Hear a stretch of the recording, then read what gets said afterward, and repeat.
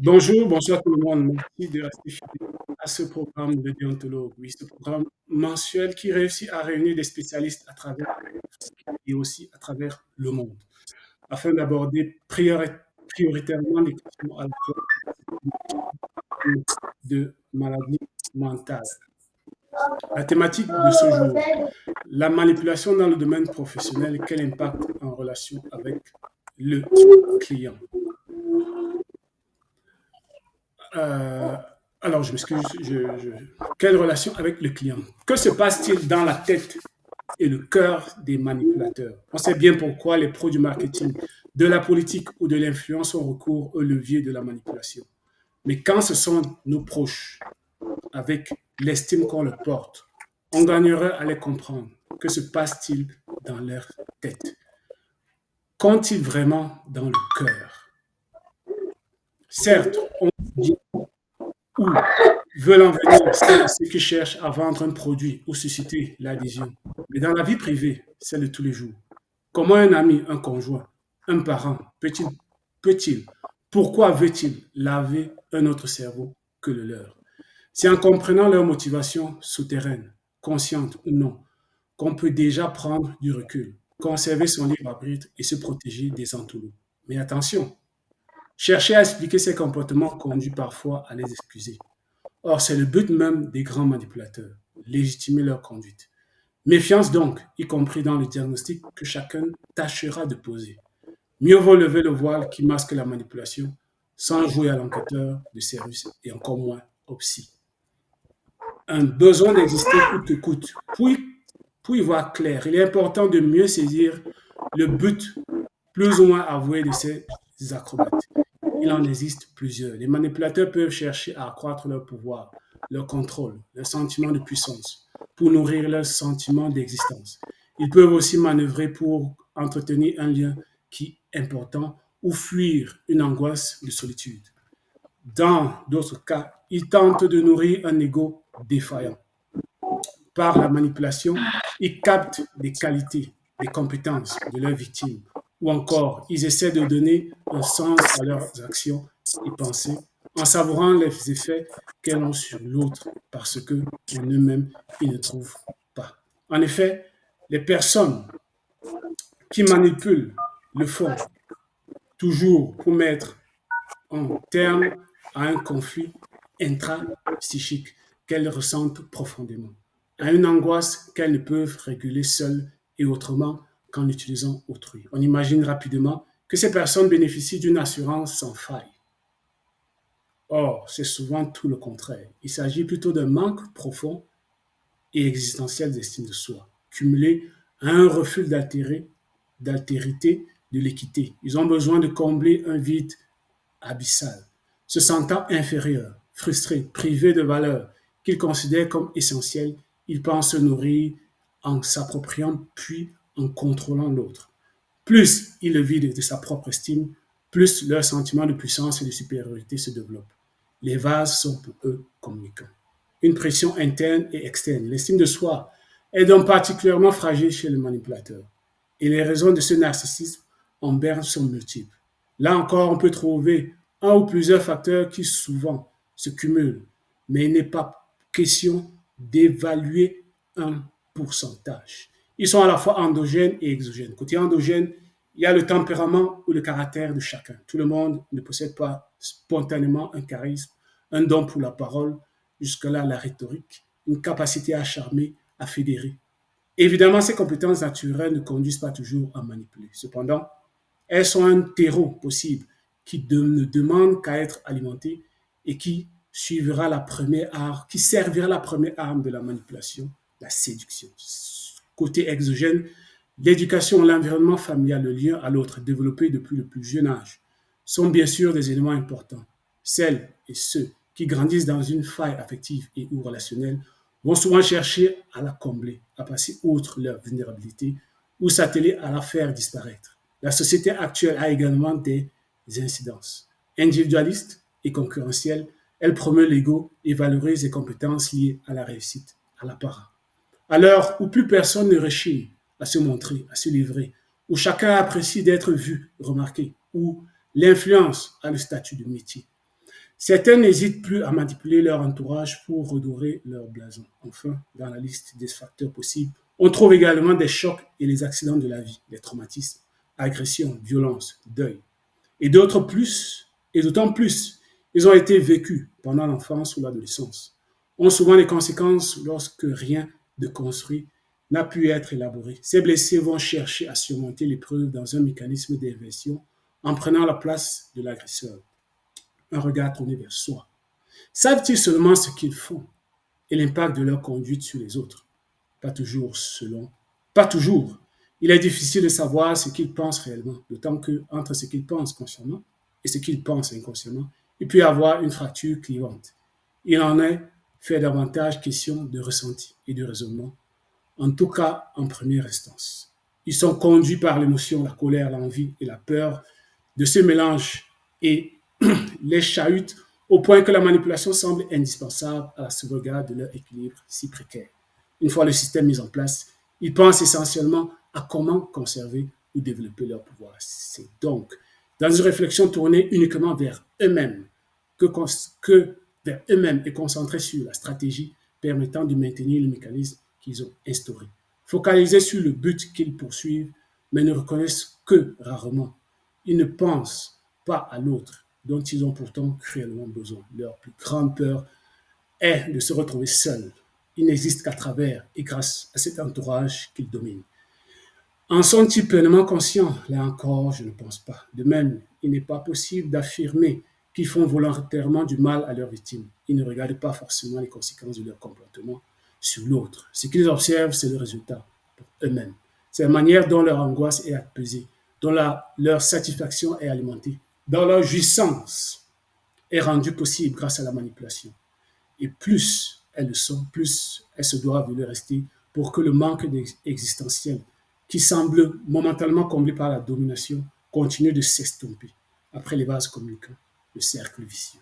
Un talent pour les promesses non tenues. Les manipulateurs séduisent par leurs promesses.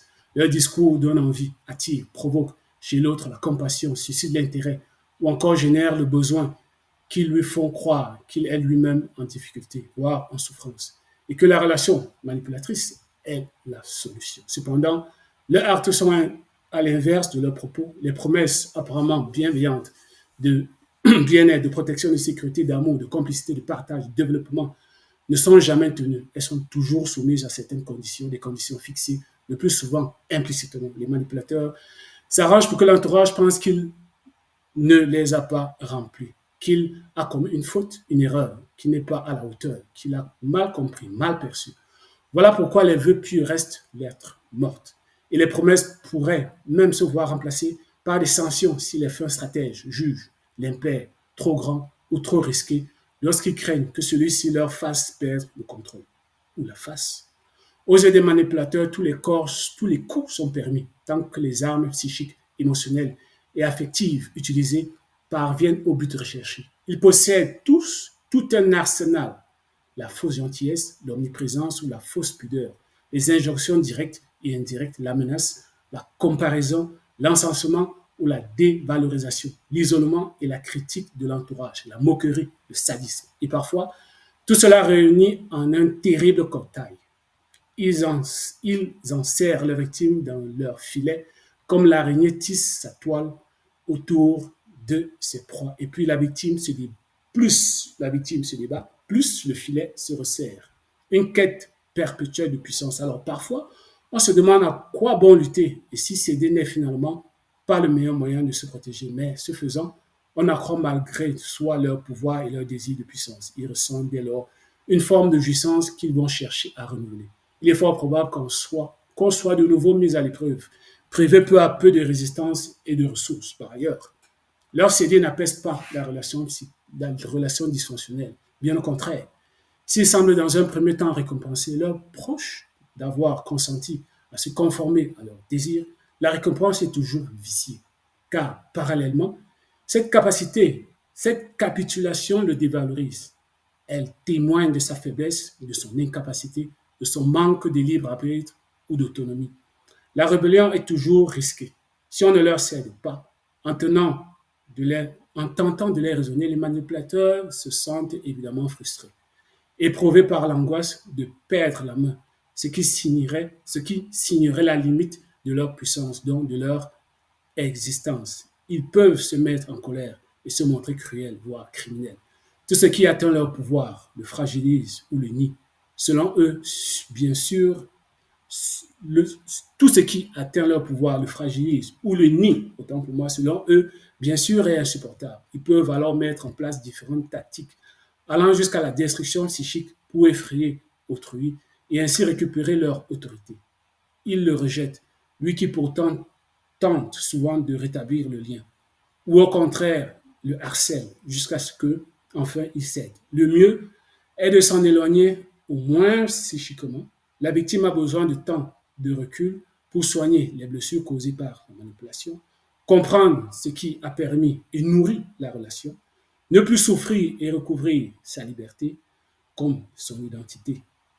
Seuls les manipulateurs peuvent prendre conscience de la portée de leurs actes et décider d'y mettre un terme ou, pour le moins, de travailler à modifier profondément leur façon d'être au monde. Pour aborder la thématique de ce jour, nous avons prévu un panel comme d'habitude. Alors, je vais accueillir mademoiselle, madame Sandrine Zoudia, qui est avec moi depuis, elle nous appelle depuis le nord, depuis l'extrême nord, si je m'excuse. Bonsoir, bienvenue, madame. Bonsoir, bienvenue. Plutôt merci et merci, bienvenue à tout le monde. Alors, juste après vous, je vais accueillir madame Tchochoa. Bonsoir, bienvenue, les ateliers ici. Bonsoir, bonsoir à tout le monde, merci. Alors, juste après vous, je vais accueillir madame Elie Adzoda. Elle nous appelle depuis le Canada. Bonsoir, bienvenue. Bonsoir, bonsoir tout le monde, bienvenue à tout le monde. Comment allez-vous? Ah, super bien, et chez vous? Oh, on résiste. Alors, quand j'ai causé avec vous, je vous ai parlé de cette thématique, vous m'avez dit qu'il y a la manipulation positive, il y a la manipulation négative. Est-ce que vous Exactement. pouvez nous permettre à nous tous de comprendre quand vous parlez de manipulation positive, il s'agit de quoi? Quand vous parlez de manipulation négative, qu'est-ce que vous entendez? Si je comprends bien, la question est adressée à moi, n'est-ce pas? Oui, tout à fait, puisque c'est avec vous que j'en avais parlé. Manipulation Ok, positive, manipulation négative. oui, ok. Je pense que nous sommes dans un monde actuellement où on est influencé un peu partout, sur les réseaux sociaux, un peu partout. Je pense que c'est des types d'influence. Que je regroupe dans le mot manipulation. Et elle est positive et elle est aussi négative. Bon, quand je fais certaines, comment je vais dire, recherches sur la question, j'ai trouvé que, en fait, la manipulation a une connotation négative, en fait. Parce que manipuler, même si quelque part c'est pour aider euh, peut-être oui, ton interlocuteur ou bien une autre personne à prendre une décision, bien sûr par lui-même. Bon, c'est quand même, c'est quand même, euh, ça a une connotation quand même négative dans certaines recherches que j'ai faites. Et donc, il y a la manipulation positive, la manipulation négative. Celle qui est négative, bon, comme nous tous nous l'attendons négative, ça veut dire que ça détruit complètement l'autre personne. Bon, la manipulation, d'après mes expériences Mais en j'ai psychologie, envie de vous relancer, ça, Madame Elia Duda. Comment, dans vos recherches, comment se, je vais dire, s'exprime la manipulation négative? Comment on la reconnaît? Comment on reconnaît la manipulation négative et comment on reconnaît la manipulation positive?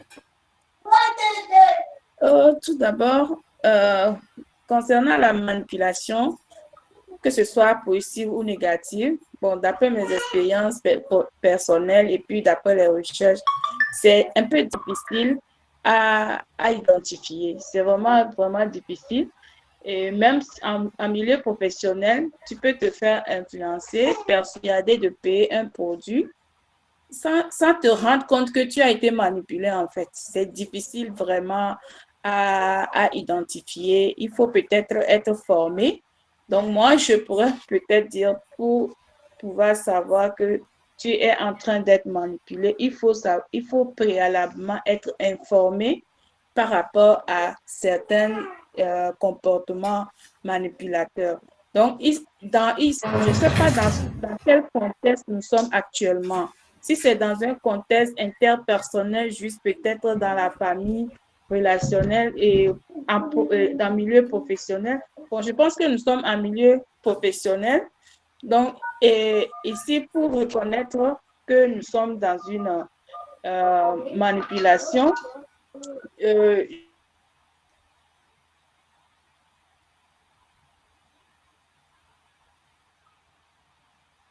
Allô? de lui-même, il y a une certaine assurance, une certaine attirance qui est derrière. Souvent, les personnes sont vraiment très propres. Le produit est bien présenté. Donc, oui, je pense qu'avec la présentation, c'est la première, oui, je Forme de pense que c'est manipulation. le premier, oui, première forme de manipulation.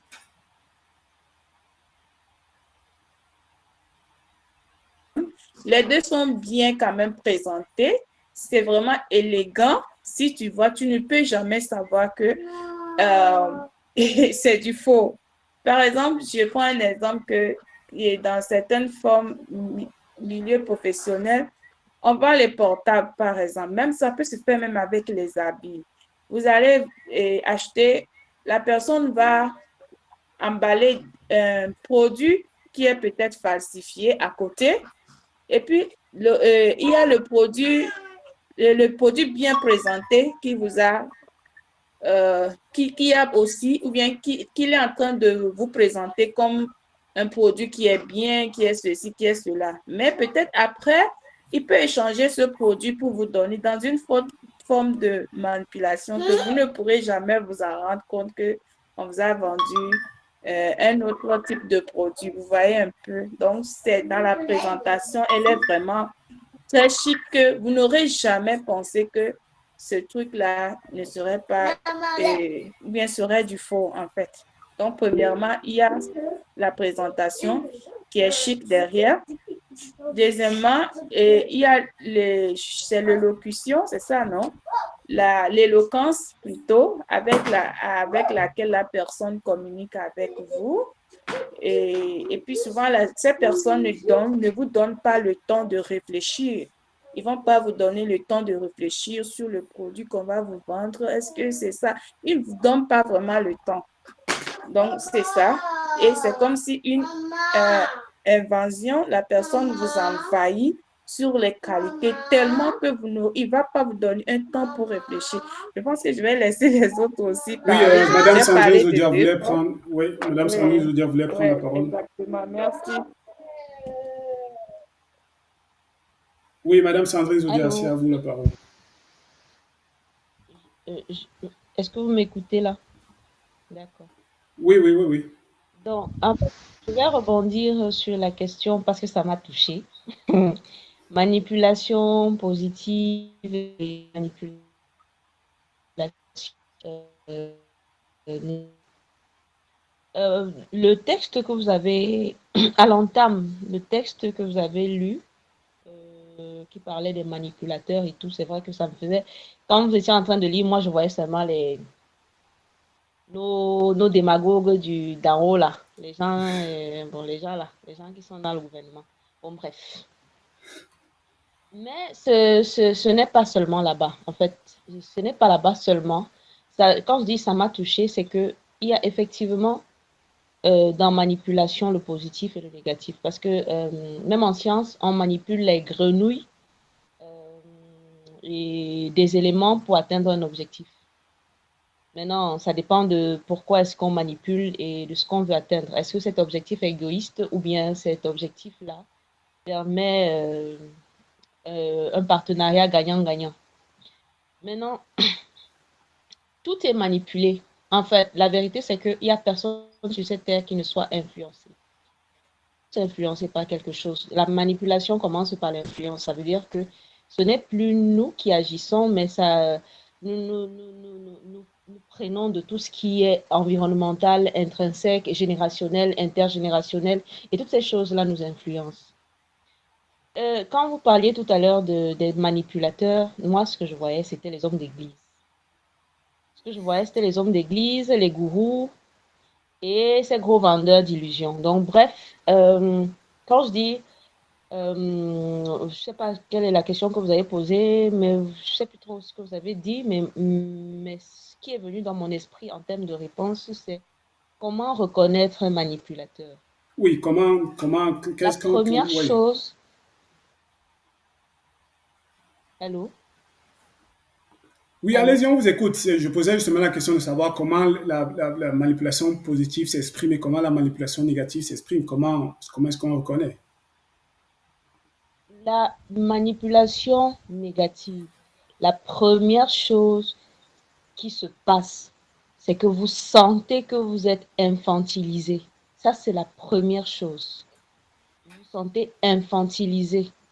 Vous vous sentez dépossédé de ce que vous êtes, de ce que vous avez, de ce que vous pensez être. Et on vous demande de fusionner avec quelque chose qui n'est pas vous. Ça, c'est la première manipulation. Et on reconnaît ces manipulateurs comment? La première impression, quand on entre en contact avec ces personnes, on a l'impression qu'on doit les idolâtrer. On a l'impression que ce qu'elles disent ou bien ce qu'elles font a tellement... C'est comme si c'est Dieu qui est en face de nous, en fait. Et si on est un tout petit peu éveillé, un tout petit peu observateur, on va observer à l'intérieur de nous une personne qui s'est divisée, une sorte de dissociation, une sorte d'intuition aussi chez d'autres personnes qui va nous dire, écoute, là-bas, c'est un danger. C'est quelqu'un qui va te mettre dans une relation d'emprise, dans une relation où, quand tu vas mettre le pied dehors, tu auras l'impression d'avoir fauté. Quand tu vas dire bonjour à quelqu'un, tu auras l'impression d'avoir mal fait. Quand tu vas cuisiner et tu vas mettre un peu plus de sel, tu auras l'impression d'avoir raté quelque chose dans ta vie, d'avoir échoué ta vie.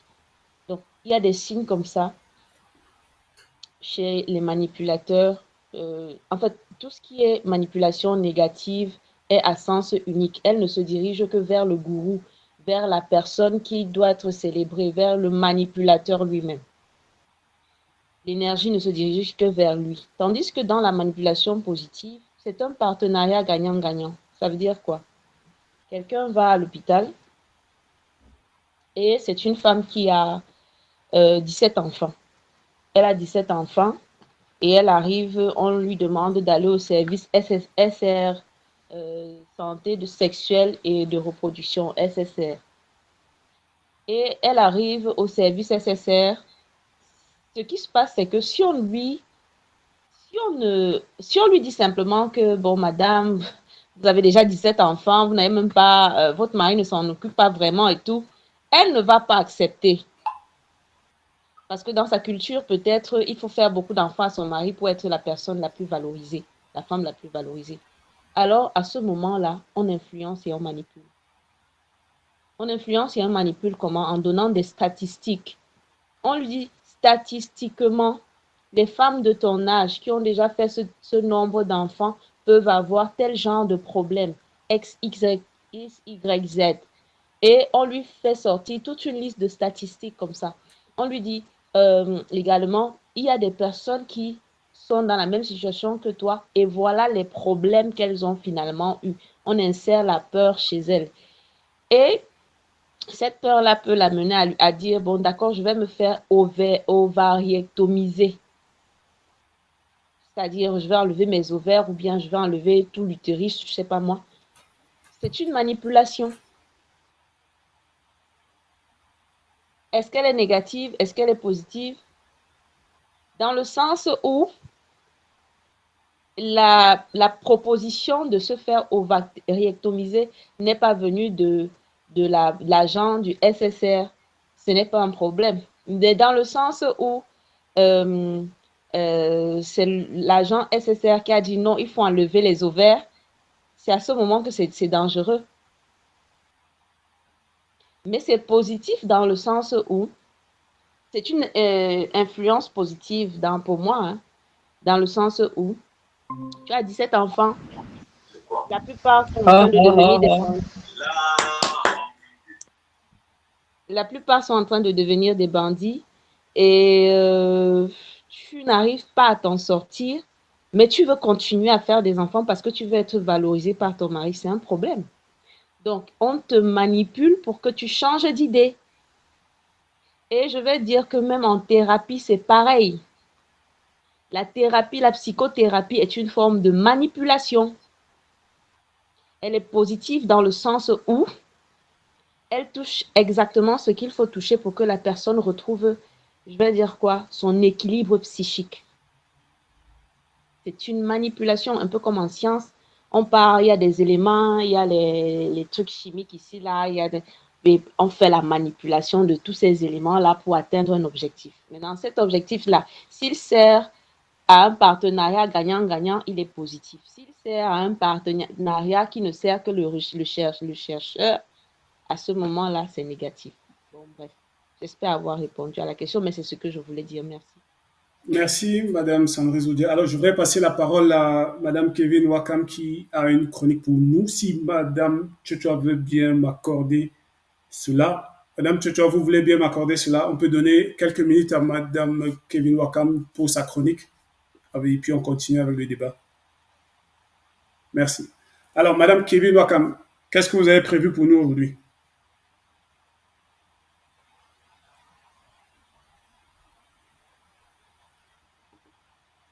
Allô?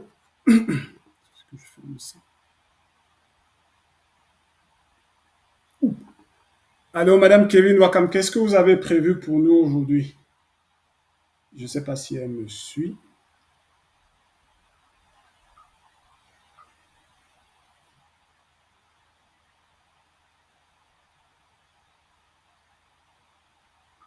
Allô?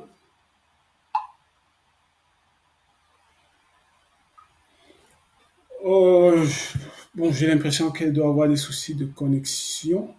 Alors, Madame Tchotua, on va un peu parler de la dopamine parce que on va essayer de comprendre avec vous euh, comment se manifeste la manipulation.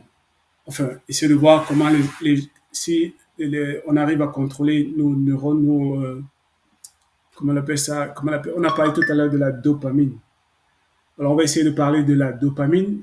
Et voilà, si la dopamine module bien nos comportements, elle n'est pas la seule à déterminer nos actes, ni la valeur que nous leur accordons.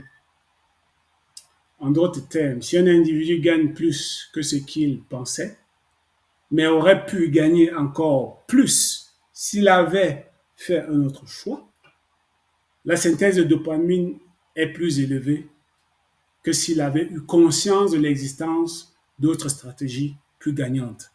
Madame Adouda tout à l'heure parlait d'avoir l'information avant de faire le choix d'achat. Alors, ma question est la suivante. La dopamine module nos comportements, mais il existe d'autres facteurs qui agissent sur nos comportements. Un client déçu par la qualité du service, comment accompagner ce dernier afin de le convaincre de revenir?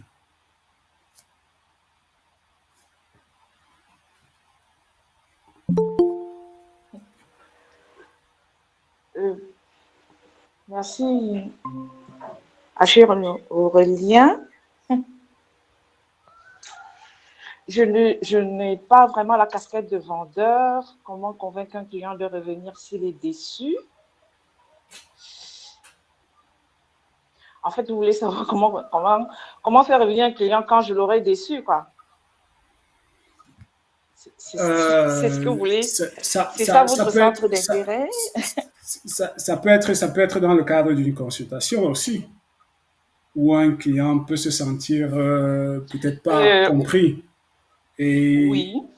il se dit peut-être que si j'étais Oui. allé voir tel psychologue et pas tel, ou alors si j'avais eu conscience que tel psychologue allait faire ci ou ça, Quand il... peut-être que, Oui, oui, allez-y. d'accord. Eh ben, ce sont des réflexions auxquelles je n'ai pas accès, hein. Ce que ce client se dit, s'il ne me les a pas dit, s'il ne m'a pas dit tout ce que vous énoncez là, j'ai besoin d'être en train de l'imaginer.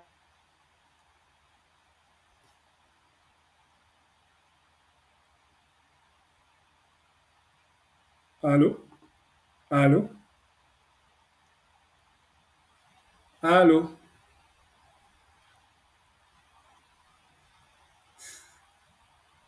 Madame Tchocho, est-ce que vous nous recevez? Parce que nous, on a du mal à vous recevoir. Je ne sais pas si vous avez des soucis avec votre micro. Allô? Alors, bonsoir, docteur Mathieu, vous êtes là?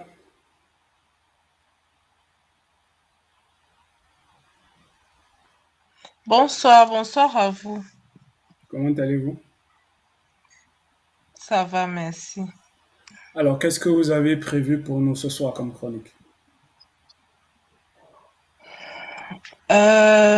J'ai prévu le dosage des hormones chez la femme. Donc, nous allons parler d'une situation, généralement, on commence par des situations cliniques où on a une jeune fille qui vient se plaindre, qui dit que ses seins ne poussent pas, qui dit que voilà, elle a 17 ans, elle n'a pas ses règles, ses seins ne poussent pas. Qu'est-ce qu'on fait? Donc, généralement, on a des cas en dehors des consultations de psychologues et autres. Il faut faire le dosage des hormones féminines et même masculines, c'est-à-dire on dose la FSH, la LH et la testostérone. Donc, on peut avoir un trouble de développement hormonal chez un enfant qui fait en sorte qu'à un certain âge, elle n'a pas ses règles, elle n'a pas le développement de caractère sexuel secondaire. Donc, ça peut être une atrésie de l'hypophyse, ça peut être une glande, une tumeur au niveau de l'hypophyse qui empêche justement la sécrétion de ces hormones. Donc, on a les plus grosses hormones qui sont la follicle stimulating hormone, qui est la FSH, et la luteinizing hormone, qui est la LH. Donc, la première, elle stimule la croissance des follicules et la deuxième déclenche l'ovulation. Donc, chez ces deux, le déséquilibre de ces deux hormones peut créer une absence de règles ou un développement mammaire insuffisant ou un retard de la puberté. Et il est à noter que ces hormones sont présentes aussi bien chez les hommes que chez les femmes. C'est-à-dire qu'on a la testostérone aussi chez les femmes, mais à un Mais taux tu es faible. parti. Et on a la FSH et la LH aussi chez les garçons, mais à Oui, je un taux t'entends, mais tu es faible. parti. Donc, Oui, mais lorsqu'on tu es se parti. retrouve avec un déséquilibre ou une poussée d'hormones qui ne devrait pas être chez l'un des deux sexes, on se retrouve avec des anomalies. Donc, si chez la femme, on Non, a on une n'avait testostérone pas qui est encore élevée, commencé, on attendait les on feux. aura la barbe, on aura la voix grave, on aura des caractères sexuels Donc là, secondaires qui là, on devraient est. être présents chez un homme, Ok, je t'attends. chez Ouais. cette femme. Donc, il est important de doser ces différentes hormones dans Ok. un cas ou dans l'autre, c'est-à-dire dans les deux sexes, lorsqu'on suspecte un déséquilibre hormonal et pour pouvoir corriger le plus rapidement possible. Parce que si on laisse et que le temps passe, rattraper souvent ces déséquilibres, c'est un peu difficile. Donc, le mieux, c'est de faire les tests tôt et de corriger rapidement par l'apport des hormones correspondantes au sexe pour pouvoir corriger les insuffisances. Donc, ça, c'était surtout juste une sonnette d'alarme que je tire. Et maintenant, après, on a des tests morphologiques comme les échographies pelviennes qu'on peut faire pour savoir est-ce qu'on a un utérus, est-ce qu'il est fonctionnel, est-ce qu'on a des ovaires. Donc, et après, on fait un bilan hormonal complet pour essayer de mettre le doigt sur le problème et le corriger rapidement. Donc, je ne sais pas si S'il y a des questions, oui, s'il on y a a des questions, compris. il y a des questions. Je ne sais pas s'il y a il y a des questions pour le docteur. Maintenant, tournez en rond. Alors, juste après le docteur, docteur Mathieu, si vous avez du temps, vous pouvez rester avec nous pour la suite des débats. Forcément, Bien sûr. il y aura encore des questions, peut-être le temps de. Alors, je voudrais accueillir Madame Assa Dielou. Alors, bonsoir, Madame. Bonsoir, j'espère que toute l'équipe va merveilleusement bien ce soir. Oui, ça va. Je vais vous laisser la possibilité de vous Bonsoir. présenter et de nous dire ce que vous avez prévu pour nous.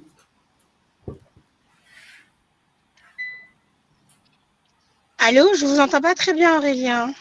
Je dis, je vais vous laisser la possibilité de vous présenter et de nous dire ce que vous avez préparé pour nous comme chronique ce soir. D'accord, alors moi c'est Assa Djilou. J'ai 41 ans, je suis maman de 2 enfants. J'exerce en profession libérale l'activité de psychothérapeute et de sexothérapeute. Et aujourd'hui, je te cache pas, Aurélien, que j'ai pas préparé concrètement de chronique. Je pensais plutôt que tu avais préparé des questions pour moi et que j'allais essayer de répondre au maximum de tes questions avec des réponses claires et professionnelles. Ok. J'ai beaucoup de questions, beaucoup de questions. Donc, tu vas rester avec nous alors pour le débat parce qu'on était en train de parler de la manipulation et on était en train de parler de la dopamine. Et je posais une question tout à l'heure. De la dopamine, d'accord. La dopamine, celle qui était de savoir si la dopamine module bien nos comportements, elle n'est pas la seule à déterminer nos actes ni la valeur que nous leur accordons. En d'autres termes, si un individu gagne plus que ce qu'il pensait, mais aurait pu gagner encore plus s'il avait eu un autre choix, la synthèse de dopamine à ce moment-là est plus élevée que s'il avait eu conscience de l'existence d'autres stratégies plus gagnantes. J'espère que jusque-là, on est ensemble. Alors, la question est la suivante. La dopamine module nos comportements, mais il existe d'autres facteurs qui agissent sur nos comportements. Un client déçu par la qualité du service, comment accompagner ce dernier afin de le convaincre de revenir?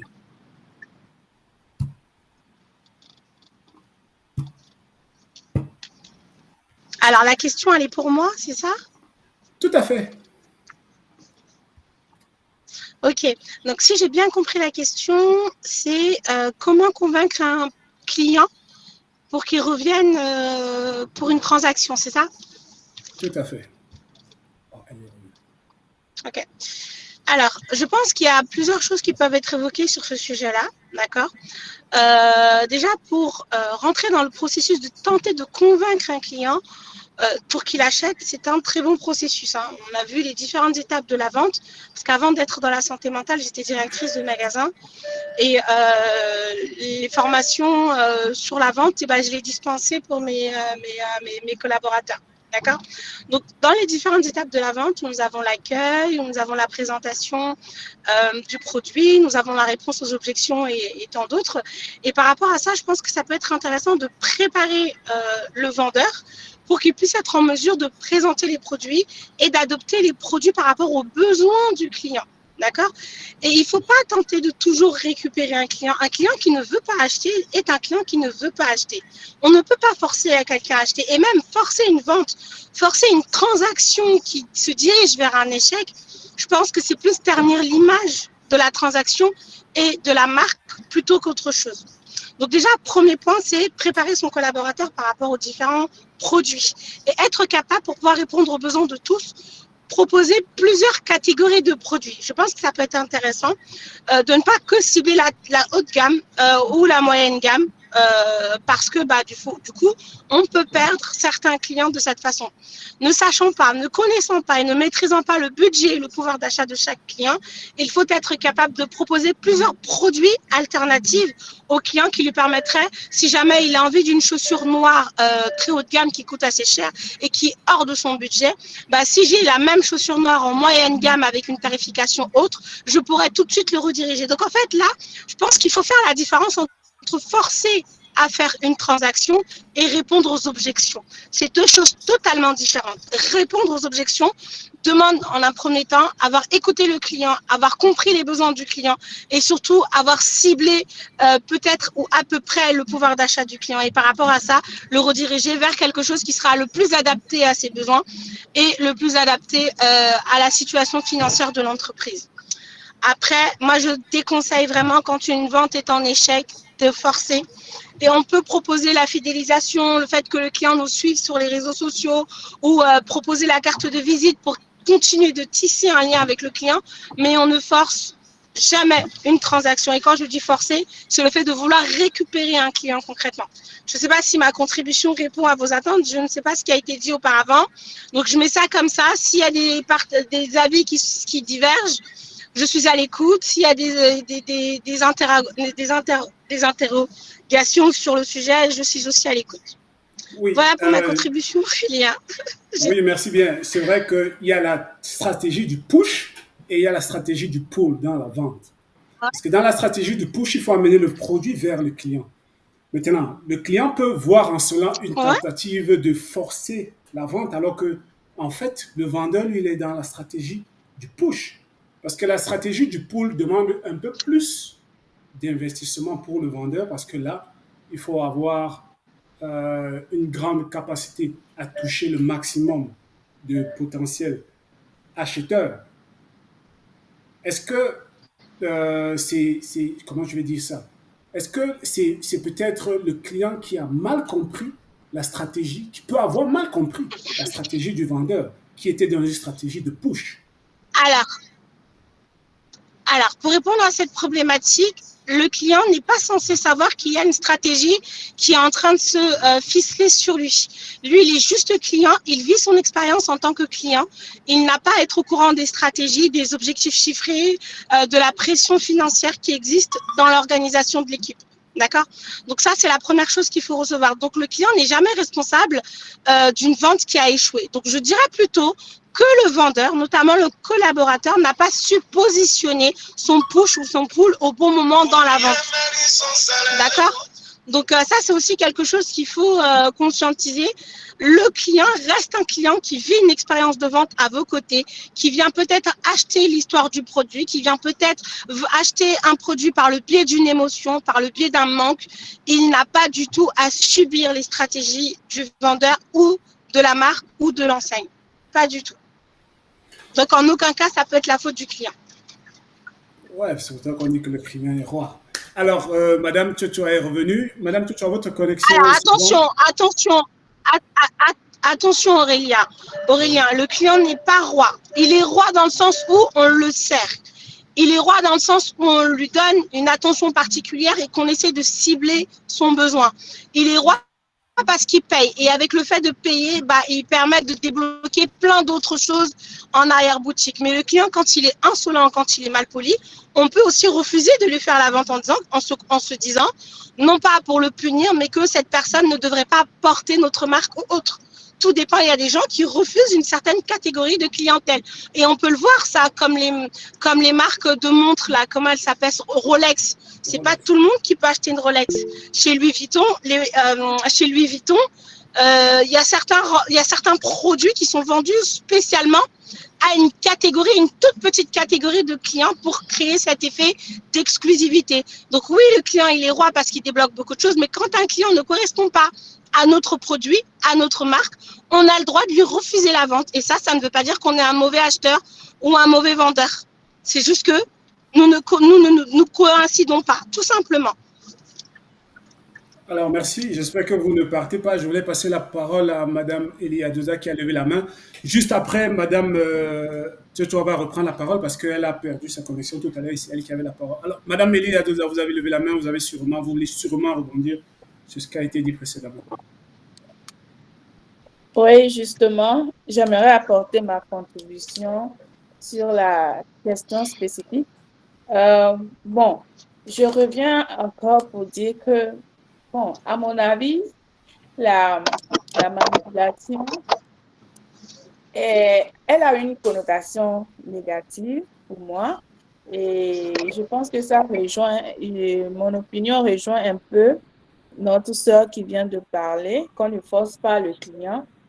Donc, du coup, je me dis que c'est le pouvoir de la domination qui, en fait, amène, et c'est à mon avis hein, personnel, et je pense que c'est sur la base de certaines théories scientifiques aussi que je le dis. D'abord, même, celui qui vend un produit, l'entrepreneur, il est en fait animé par euh, un ego, en fait. Et c'est l'ego qui anime beaucoup plus l'entrepreneur à continuer à persister parce qu'il veut se voir, il veut voir son produit dominer ou bien il veut avoir les forces financières et tout ça. Donc, ça qui fait que, quels que soient les moyens, l'entrepreneur, il continue parce qu'il y a un ego qui le pousse. Voilà.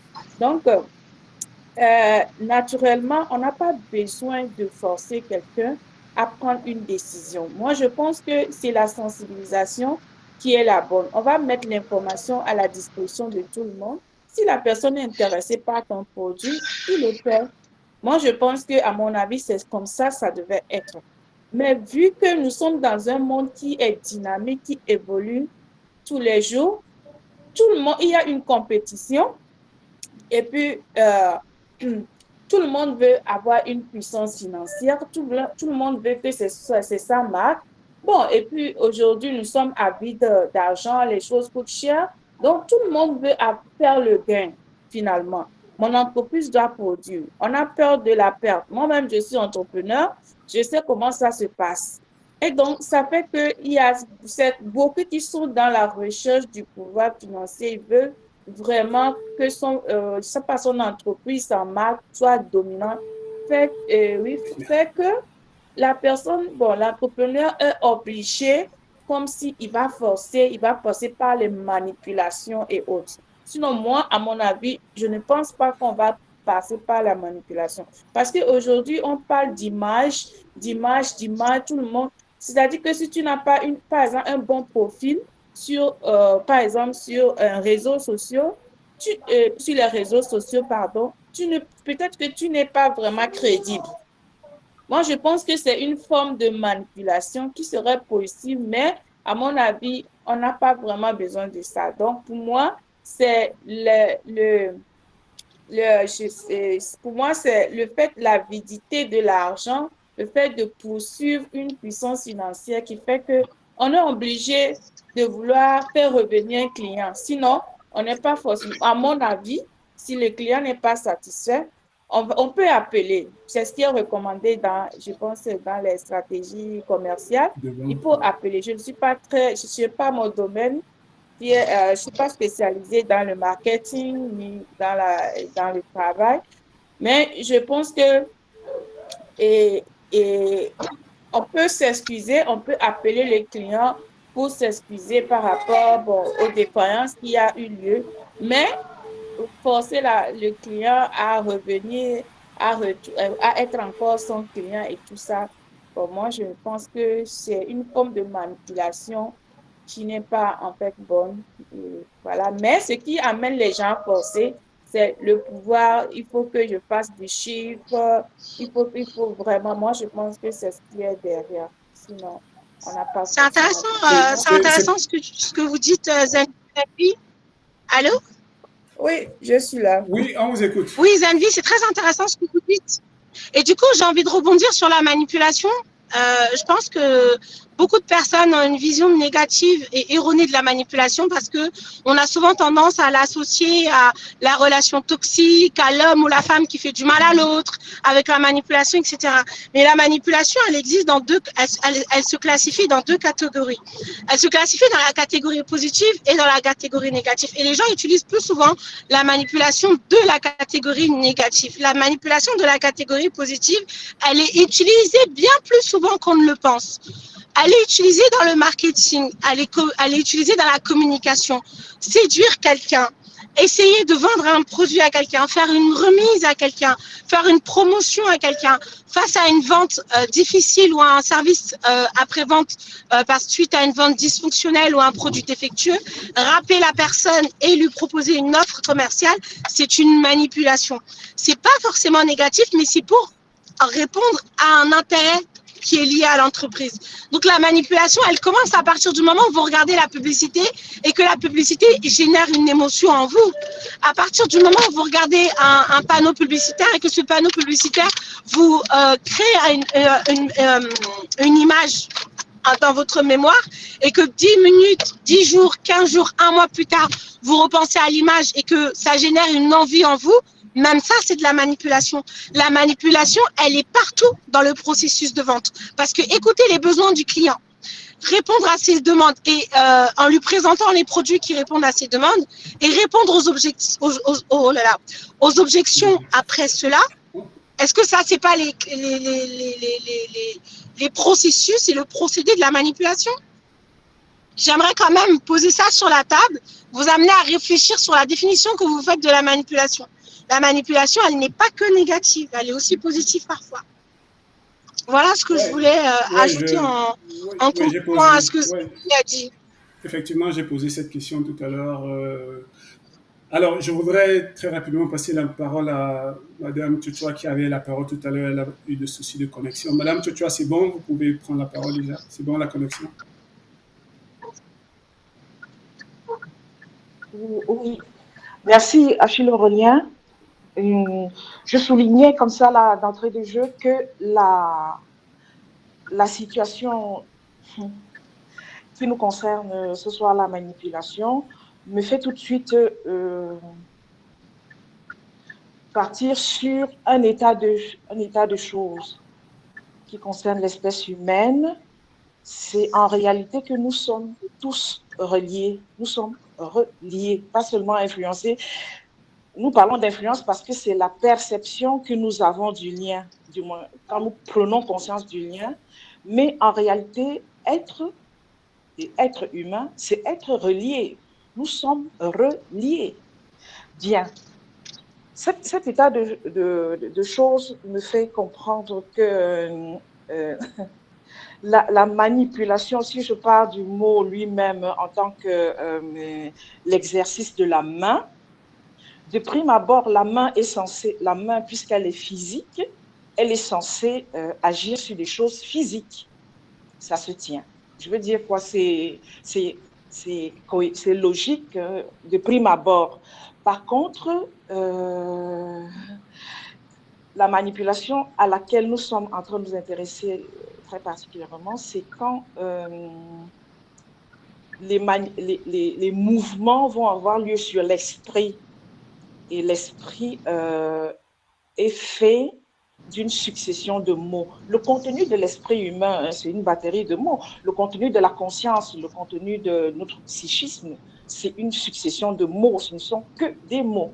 Alors, dans ce cas, un esprit dispose les mots, le manipulateur, c'est un esprit qui dispose les mots de sorte à obtenir un impact, l'impact qu'il désire, qu'il sait sur un autre esprit qui ne sait pas nécessairement.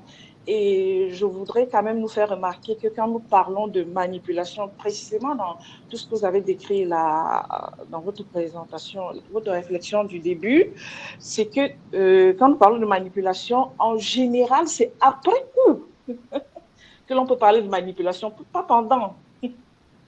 Très souvent, c'est quand l'opération a déjà eu lieu que nous arrivons à dire « Ah tiens, ça c'était une manipulation maintenant ».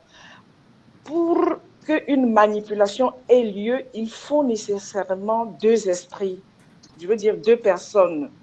Le manipulateur ne peut pas tout seul dans son coin être manipulateur. Tout ce que vous avez décrit là, ça fonctionne parce qu'en face, il y a un esprit qui est disposé d'une manière bien précise.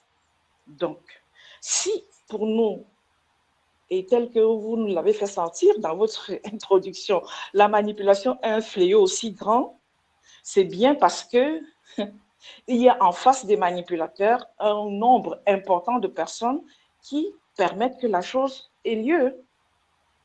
Bien. Alors, ce que le manipulateur met en place résonne en moi. Alors, donc, moi qui suis manipulée, je suis quand même responsable d'identifier à un moment ou du moins à un moment bien précis où est-ce que je me trouve, qu'est-ce que je recherche, de quoi ai-je besoin. Si ces choses ne sont pas claires, suffisamment claires, voilà, ne sont pas suffisamment claires à mon propre esprit, eh bien, le premier venu en fait une bouchée. Donc, Est-ce que tous pour les que la manipulés sont au manipulation courant qu'ils sont fonctionne, manipulés?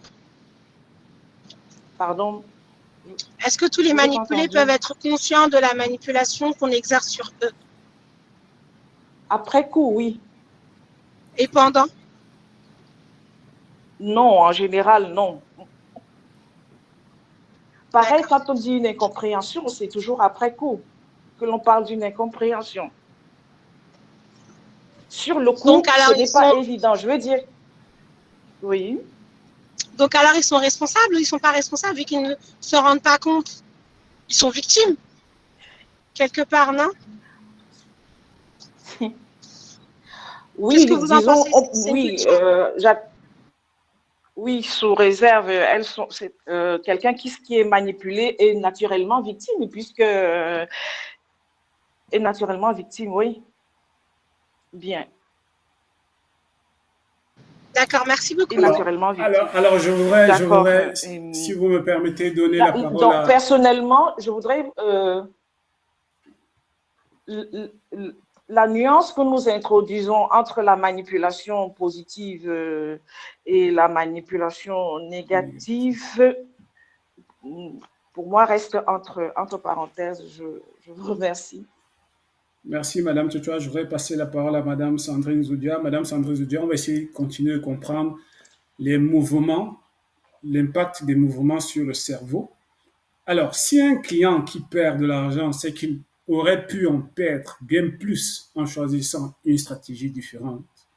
Son taux de dopamine augmente. Savoir que cela aurait pu être pire nous permet de poser un regard positif ou moins douloureux sur une expérience qui aurait pu, qui aurait paru terrible dans d'autres circonstances. J'espère que jusque-là on se comprend. Est-il préférable de dire à un client, ce produit n'est pas le meilleur de meilleure qualité, alors je te le vends à moindre coût, ou alors on laisse le client lui-même juger de la qualité du service ou du produit et de fixer lui-même le prix.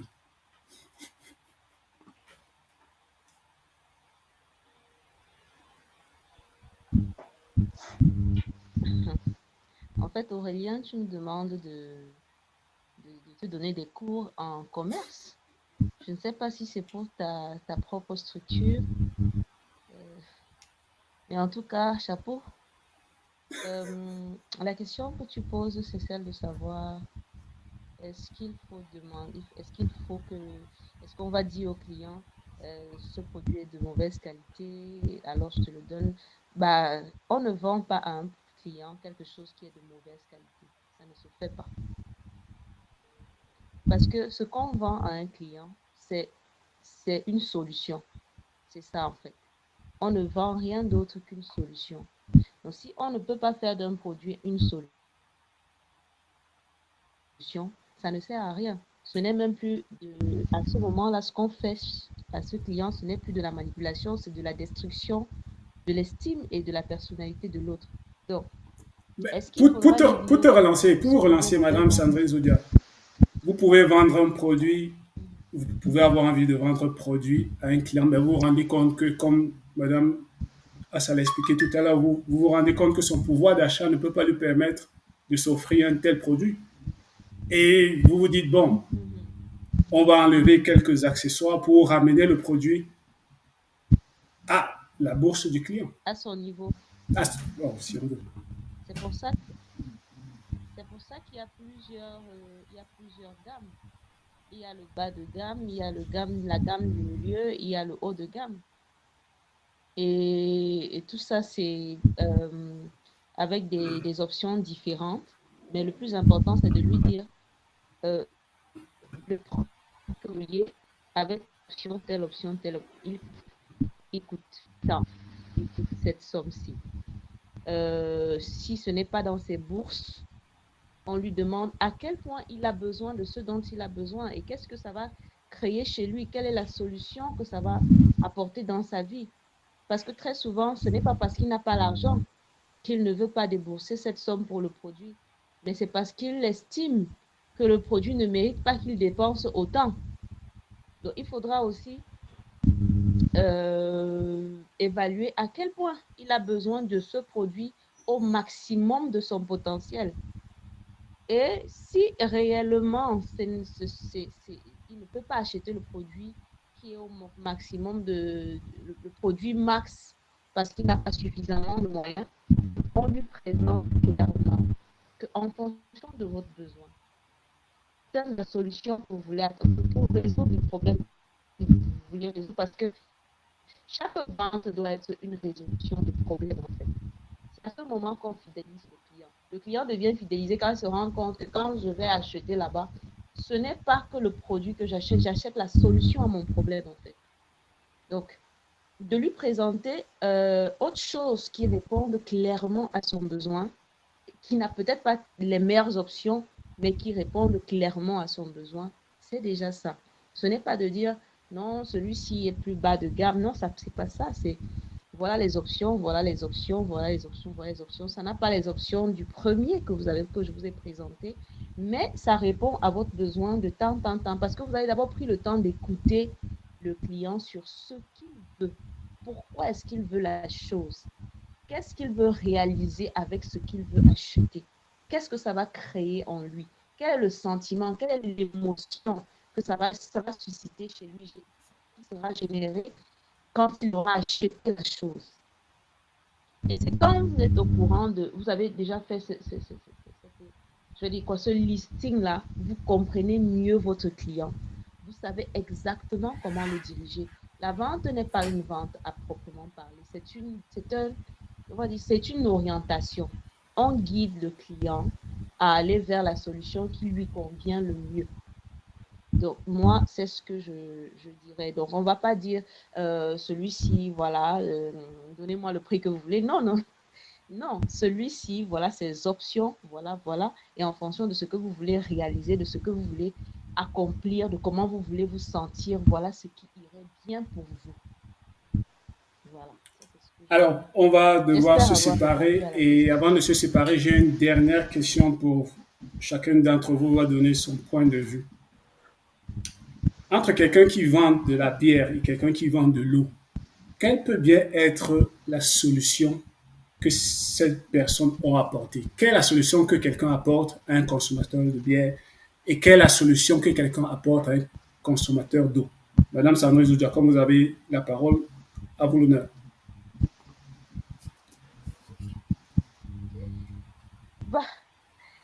Quelqu'un a besoin de bière pour noyer ses soucis. On lui donne de la bière. On répond à un besoin. Parce que, en fait, il faut dire la vérité. Certaines personnes boivent parce que si elles ne le font pas, elles vont mourir. Le cerveau a la capacité de clamser. Donc, pour calmer et pour actionner le système nerveux autonome, bien, je ne sais pas trop, mais en tout cas, pour activer, pour réduire, je vais dire quoi, les stimulations neuronales, certaines fois, on dope certaines personnes pour calmer les nerfs. C'est ce qu'on dit au Cameroun.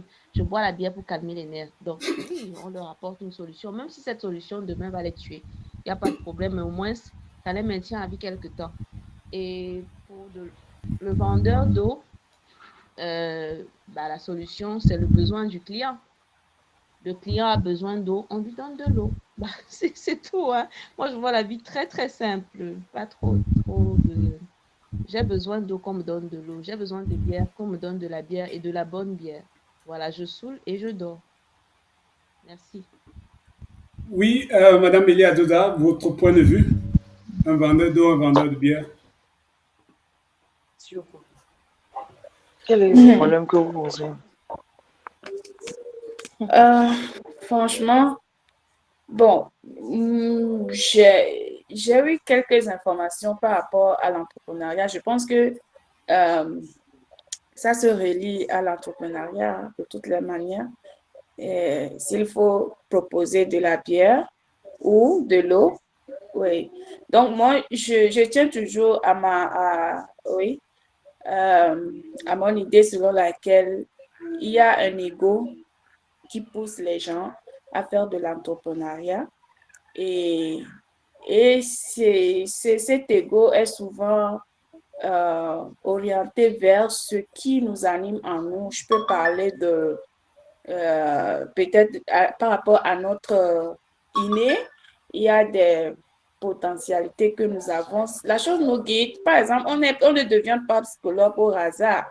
Vous voyez un peu. Donc, celui qui propose de la bière sur le marché, c'est par rapport premièrement à lui-même, parce qu'il veut peut-être entreprendre par ego, il veut entreprendre, il veut avoir une société, il veut dominer. Et maintenant, et la bière aussi, peut-être par rapport à lui-même premièrement. Et parce que moi, je ne pense pas que la bière réponde à un besoin, comme notre première consoeur vient de le dire. C'est pas forcément par rapport aux besoins du client, mais c'est pour ça que je pense que c'est juste des logos derrière. Parce que, bon, moi c'est ce que je pense. Sinon, on n'a pas besoin de proposer de la bière, puisque nous tous, nous savons, l'information est déjà là. La bière n'est pas bonne pour le corps, elle détruit le corps. Mais pourquoi en proposer toujours et toujours? Donc, donc du coup, l'ego qui pousse l'individu à vouloir gagner le monde, à vouloir gagner de l'argent et tout ça fait qu'on s'impose et malheureusement, c'est ceux qui sont vraiment gros manipulateurs, ils finissent par s'imposer. Pourquoi ne pas interdire un peu partout de ne pas boire, peut-être de ne pas consommer de la bière? On peut le faire, mais ce sont des gens influents qu'on ne peut pas leur dire d'arrêter ci, d'arrêter cela.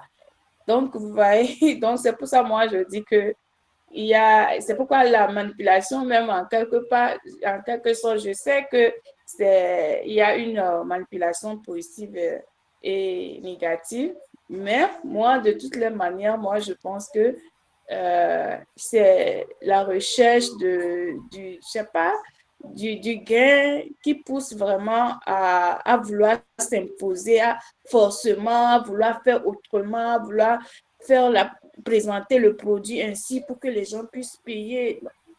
La finalité, c'est l'argent. Ce n'est pas forcément le besoin du client.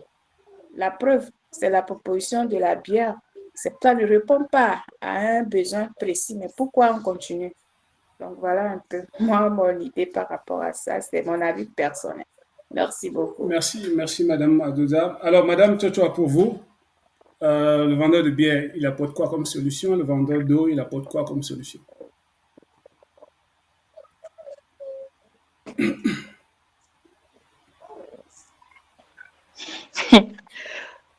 Achille Aurélien, dites ce que vous avez derrière la tête. Je ne comprends pas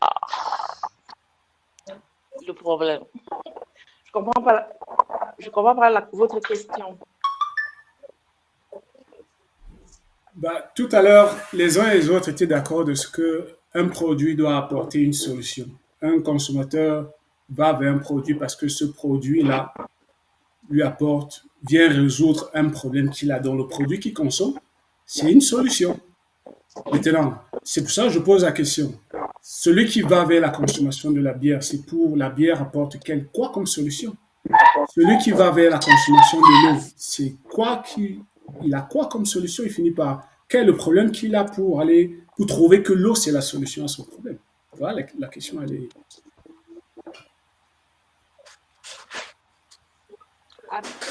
L'un et l'autre ont besoin de boissons, de boire ont soif, d'étancher la soif qui fait partie des besoins liés aux contraintes matérielles qui découlent de l'enveloppe corporelle, voilà. la soif.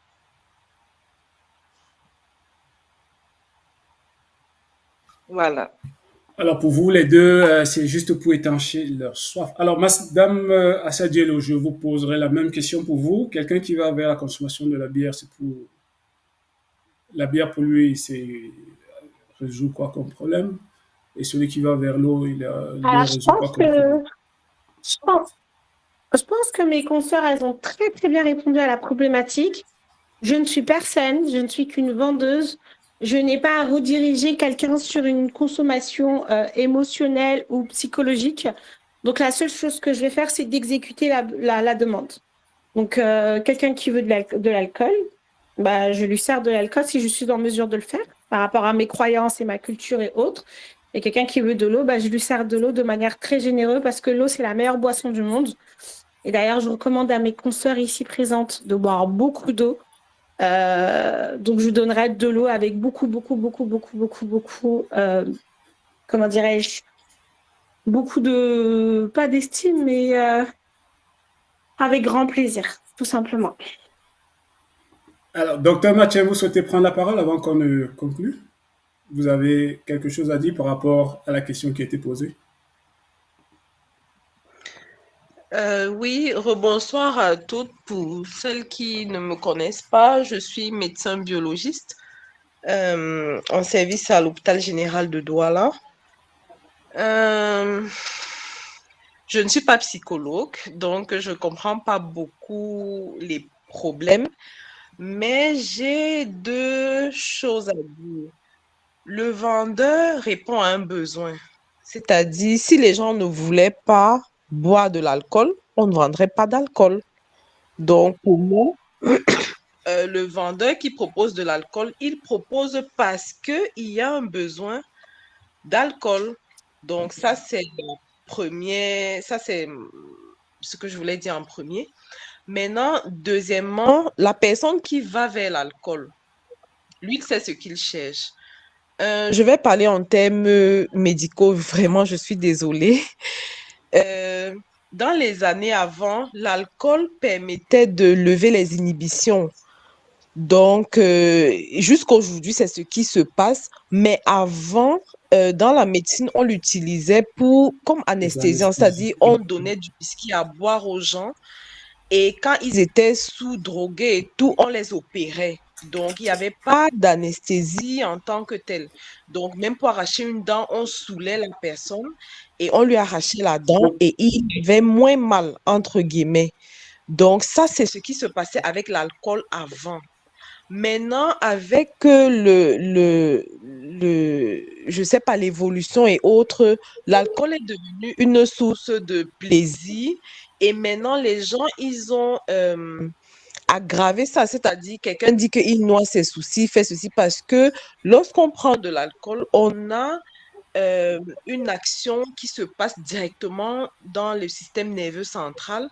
Ça crée des déconnexions, ça crée la désinhibition, ça crée comme une a dit, est sous l'aile d'or. Bon, tu peux boire de l'alcool chez toi, tu te sens mieux. Voilà, justement, ça va te libérer de la sérotonine et tout. Et puis, tu vas te sentir bien.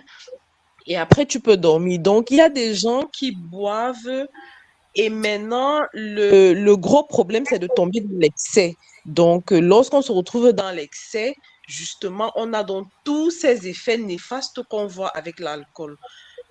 Donc, moi, je ne sais pas exactement la question où est-ce que ça va, mais je dis on vend parce qu'il y a le besoin. Donc, s'il n'y avait pas de besoin, on ne vendrait pas. Si, par exemple, un pays décide de ne pas vendre, c'est comme, par exemple, on m'a dit que Facebook ne passait pas.